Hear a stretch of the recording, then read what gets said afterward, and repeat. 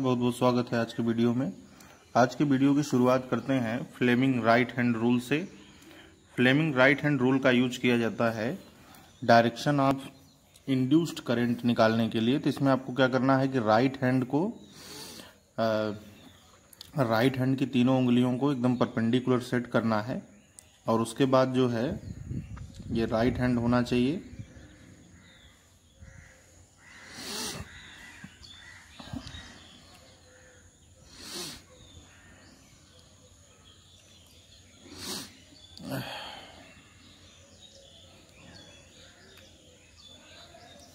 तो इसमें जो थंब होता है, थंब फर्स्ट फिंगर और ये मिडिल फिंगर, ये राइट हैंड होना चाहिए।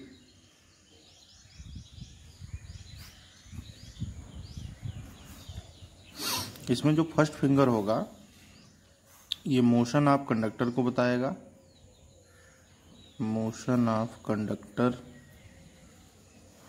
जो फर्स्ट फिंगर होगा वो मैग्नेटिक फील्ड को बताएगा, मैग्नेटिक फील्ड। और ये जो मिडिल फिंगर होगा ये इंड्यूस्ड करंट के डायरेक्शन को बताएगा। तो इंड्यूस्ड करंट का डायरेक्शन निकालने के लिए हम लोग जो है फ्लेमिंग राइट हैंड रूल का यूज कर सकते हैं।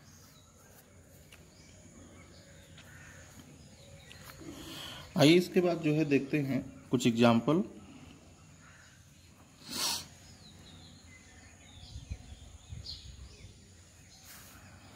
अब एक एग्जाम्पल देखते हैं हम लोग इस पर।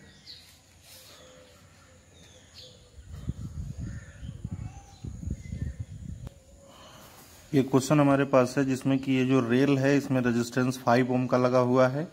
जो वायर AB है उसका लेंथ है 20 सेंटीमीटर और 2 मीटर पर सेकंड से आगे की तरफ बढ़ रहा है। और ये जिस मैग्नेटिक फील्ड में रखा हुआ है वो 20 टेस्ला का मैग्नेटिक फील्ड है। अब हमको ये बताना, क्वेश्चन में ये कह रहा है कि if resistance of wire AB is 2 ohm, then find induced current in the circuit।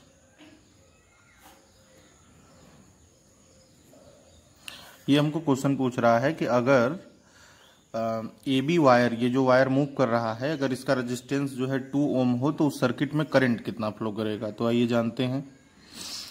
सबसे पहले हम लोग ये जो रेल है ये बना लेते हैं। इसमें जो रेजिस्टेंस है वो कितना है, 5 ओम का है। अब हम लोग ये पता करते हैं कि इसमें करंट का डायरेक्शन क्या होगा। फ्लेमिंग राइट हैंड रूल भी लगा सकते हैं या फिर लेंज लॉ से भी निकाल सकते हैं, दोनों तरीका है। तो हम लोग देख रहे हैं कि इसमें फ्लक्स बढ़ रहा है और फ्लक्स को डिक्रीज करने के लिए मैग्नेटिक फील्ड ऊपर चाहिए और ऊपर की तरफ अगर मैग्नेटिक फील्ड रखेंगे तो करंट एंटी क्लॉकवाइज रखना पड़ेगा। तो इसका मतलब यह है कि आप इस चीज को इस तरह से बना सकते हो, ठीक है। इसका EMF E हो गया, क्योंकि इसमें करंट इस तरह से फ्लो होना चाहिए। इसका मतलब यह है कि जो वायर है उसके जगह पर आप एक बैटरी बना सकते हो। बैटरी का पॉजिटिव और निगेटिव इस तरह से रखेंगे कि इंड्यूस्ड करंट का डायरेक्शन सही से रहे। और ये जो वायर AB है इसका जो रेजिस्टेंस होगा वो रेजिस्टेंस इसके इंटरनल रेजिस्टेंस की तरह काम करेगा। तो स्मॉल r इक्वल टू कितना दिया हुआ है, 2 ओम दिया हुआ है। अब सिंस हम लोग अभी पिछले वीडियो में पढ़ चुके हैं कि motional EMF E equal to क्या होता है, BLV होता है। तो सारी वैल्यूज को रख दें। 20 लेंथ कितना है, 20 है लेकिन सेंटीमीटर में। वेलोसिटी कितना दिया है, 2 मीटर पर सेकेंड।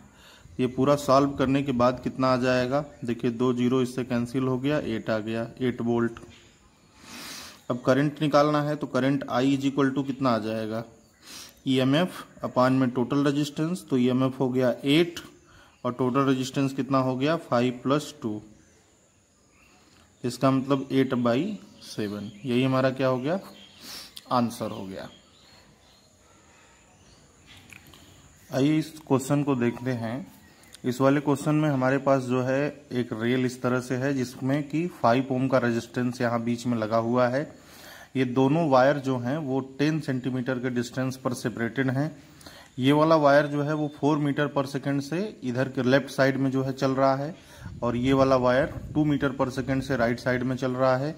इस वाले वायर का जो रेजिस्टेंस है वो 10 ओम है और इस वाले वायर का रेजिस्टेंस 15 ओम है। हमको बताना है कि 5 ओम रजिस्टर में कितना करंट फ्लो करेगा। Find net current in 5 ohm resistor. Find net current in 5 ohm resistor. सबसे पहले हमको क्या करना है कि यहाँ पर इसके इक्विवेलेंट फिगर बनाना है, जैसा कि पिछले क्वेश्चन में कर रहे थे। तो सबसे पहले हम लोग क्या करेंगे कि यहाँ पर एक 5 ओम का रेजिस्टेंस लगा दिए, ये हमारा इस तरह से। और हम लोग जो है देखेंगे कि इसमें करंट का डायरेक्शन क्या होगा। तो हम लोग फ्लेमिंग राइट हैंड रूल भी लगा सकते हैं, motion of conductor, magnetic field और करंट। तो इसमें हम लोग देख रहे हैं कि करंट नीचे की तरफ आ रहा है इस वाले वायर में। फ्लेमिंग राइट हैंड रूल भी लगा के चेक कर सकते हैं, नीचे की तरफ करंट आ रहा है। तो नीचे की तरफ करंट आने का मतलब है कि उस डायग्राम को, उस वायर को हम कैसा रिप्लेस कर सकते हैं, इस तरह से रिप्लेस कर सकते हैं। इसका ईएमएफ E1 ले लेते हैं और इंटरनल रेजिस्टेंस R1 ले लेते हैं। तो इस वायर को इस वाले वायर से रिप्लेस किया गया। कैसे रिप्लेस किया गया? सबसे पहले हम लोग फ्लेमिंग राइट हैंड रूल इस वाले वायर पे लगाए और ये देखे कि इसमें करंट का डायरेक्शन नीचे की तरफ आ रहा है। तो इस वाले वायर को हम इस तरह से रिप्लेस कर सकते हैं। और यहाँ पर अगर हम लोग चेक करें कि ये जो 2 मीटर पर सेकेंड से चलता हुआ वायर है, इसमें करंट का डायरेक्शन क्या होगा? तो फ्लेमिंग राइट हैंड रूल लगाने पर इसमें करंट का डायरेक्शन ऊपर की तरफ आ रहा है। तो इस वाले वायर को हम इस तरह से रिप्लेस करेंगे। इसका इंटरनल रेजिस्टेंस R2 और इसका जो ईएमएफ होगा वो E2। अब सबसे पहले हम लोग इन दोनों का ईएमएफ लिख लेते हैं। तो E1 इज इक्वल टू कितना हो जाएगा? Magnetic field 0.01। इसका लेंथ, तो इसका लेंथ कितना है? 10 सेंटीमीटर सेपरेशन दिया हुआ है। तो 10 इंटू 10⁻²। BLV, इसकी वेलोसिटी कितनी थी? 4। तो अब ये कितना आ गया? 4 इंटू 10⁻³ वोल्ट। अब इसी तरह से जो दूसरा वाला वायर है, इसके लिए हम EMF E2 is equal to, magnetic field वही है, लेंथ भी वही है, लेकिन इसकी वेलोसिटी कितनी है? 2। तो कितना आ जाएगा? 2 इंटू 10⁻³ वोल्ट। अब हमको नेट करंट निकालना है। तो हम इसमें जो है मान लेते हैं कि ये वाली बैटरी I1 करंट दे रही है और ये वाली बैटरी I2 करंट दे रही है। तो यहाँ पर देखिए I2 करंट,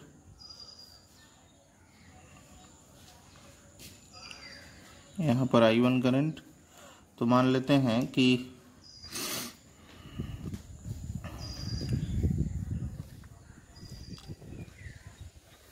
तो इसका मतलब है कि इसमें जो है I2 आ रहा है और इसमें जो है I1 जा रहा है। तो इसमें हम किरचॉफ लॉ की मदद से करंट निकालने का प्रयास करेंगे। तो ये मान लेते हैं कि मेष 1 है, ये मेष 1 है और ये मेष 2 है। तो इन मेष 1,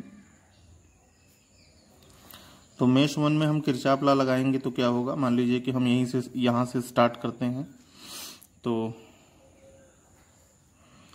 -I1 R1 प्लस E1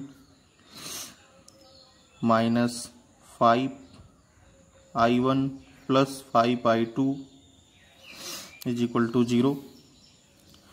तो R1 की वैल्यू कितनी है? R1 की वैल्यू है यहाँ पर 10 ओम। क्वेश्चन में दिया हुआ है R1 की वैल्यू 10 ओम है। तो हम यहाँ पर -10I1 प्लस E1 मतलब 4 into 10⁻³ -5I1 plus 5I2 is equal to 0। तो -15I1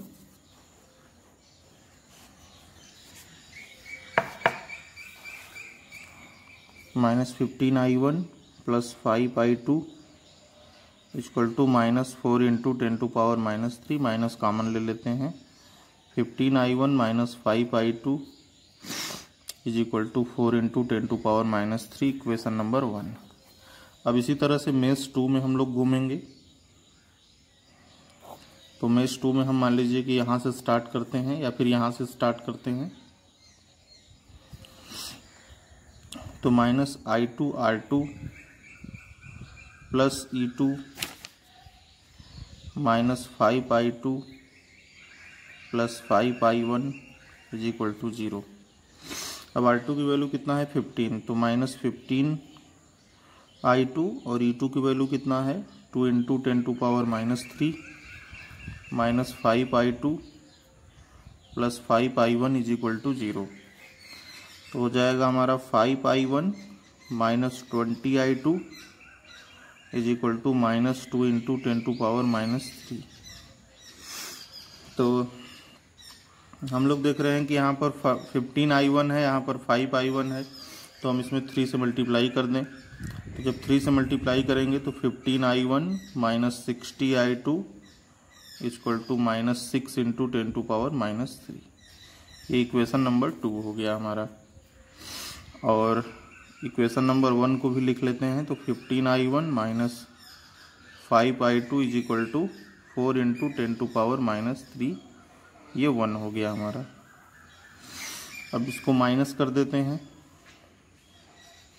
ये कैंसिल हो गया और ये कितना आ जाएगा minus 55I2 is equal to minus 10 into 10 to power minus 3। तो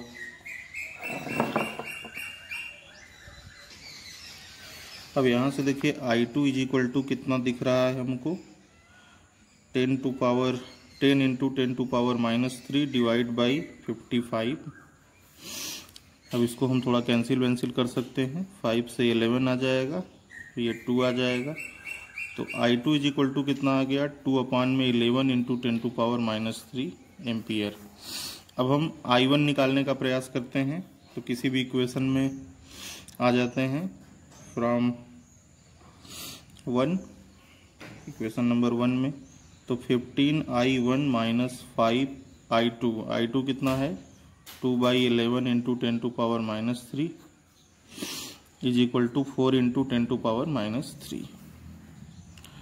तो 15I1 इज इक्वल टू कितना आ जाएगा 10/11 into 10 to power minus 3 plus 4 into 10 to power minus 3। तो I1 is equal to 1/15 bracket में 10 टू पावर माइनस 3 बाहर ले लीजिए, तो 10/11 प्लस 4 आ जाएगा, तो 44 10 55/11 हो जाएगा।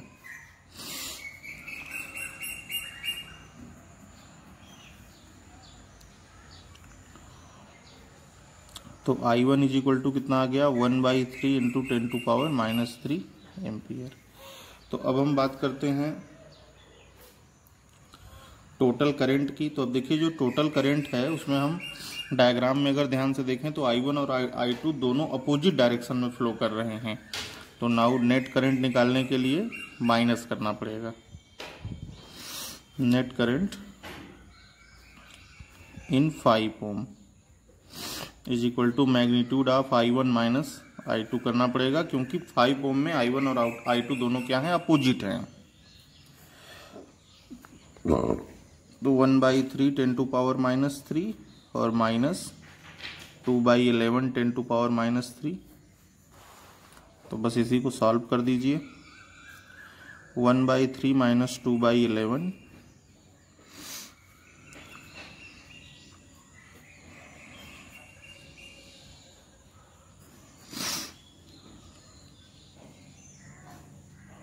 5/33 इंटू 10 टू पावर माइनस 3। तो इसको डिवाइड करने पर आ गया हमारा answer 0.15 into 10 to power minus 3 ampere, या फिर 1.5 into 10 to power minus 4 ampere answer.